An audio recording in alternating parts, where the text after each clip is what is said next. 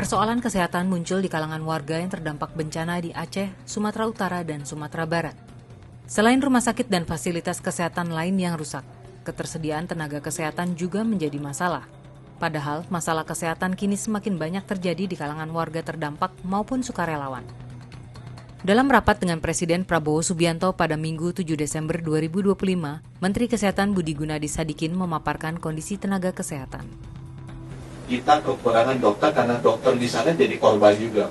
Ya. Jadi saya akan minta tolong juga Mbak Menhan kalau boleh. Saya butuh sekitar 300 dokter 3 bulan ke depan untuk ngisi saja. Ngisi sampai mereka jadi. Nah saya akan kasih sebagian, tapi kalau boleh TNI Polri kan lebih gampang mobilisasinya Pak. Kalau boleh saya pinjam dulu 3 bulan. Nanti uangnya kita carikan dari saya supaya bisa di-drop ke puskesmas daerah terpencil tadi melayani masyarakat dan pengungsi.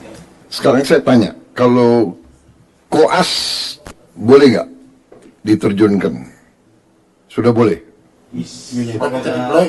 Yang internship harus ada dokter pendamping. Tapi apa harus ada dokter pendamping saya sebenarnya lebih kalau diizinkan pinjam dari 300 kita deploy. Saya dengan Pak Men 300 dokter kita deploy 3 bulan aja. Permintaan dokter itu mendapat respons dari Ikatan Dokter Indonesia atau IDI. Saat dihubungi lewat telepon pada Selasa 9 Desember pagi, Ketua Umum Pengurus Besar IDI, Slamet Budiarto, mengatakan Kementerian Kesehatan sebenarnya bisa berkoordinasi dengan organisasi profesi termasuk IDI. Caranya untuk memperoleh tenaga bahwa Kemenkes itu punya pegawai ribuan, punya rumah sakit vertikal puluhan. Itu kalau mau hari ini pun bisa diberangkatkan ke daerah bencana, ya kan? Kan rumah sakit vertikalnya berapa? 25 atau 30 ya? 31 kan kalau nggak salah, iya.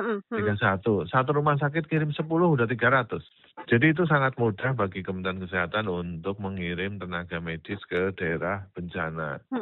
Cuma nah, kenapa itu tidak dilakukan? Yang kedua, Kemenkes juga punya tenaga siaga bencana. Nah, itu kenapa nggak dilakukan? Tidak perlu pinjam ke Menhan, kan itu institusi yang lain. Benar. Gitu loh. Yang ketiga, kerjasama dengan IDI. IDI juga banyak relawan. IDI juga mengusulkan agar tenaga medis yang ditugaskan ke lokasi bencana sebaiknya dokter yang berpengalaman serta memiliki pemahaman mengenai manajemen trauma yang baik. Saat ini dokter-dokter dari perhimpunan spesialis sebenarnya sudah menyiapkan tenaga medis untuk membantu warga di lokasi bencana. Sistem rotasi per 2 minggu juga disiapkan untuk memastikan keberlanjutan layanan kesehatan.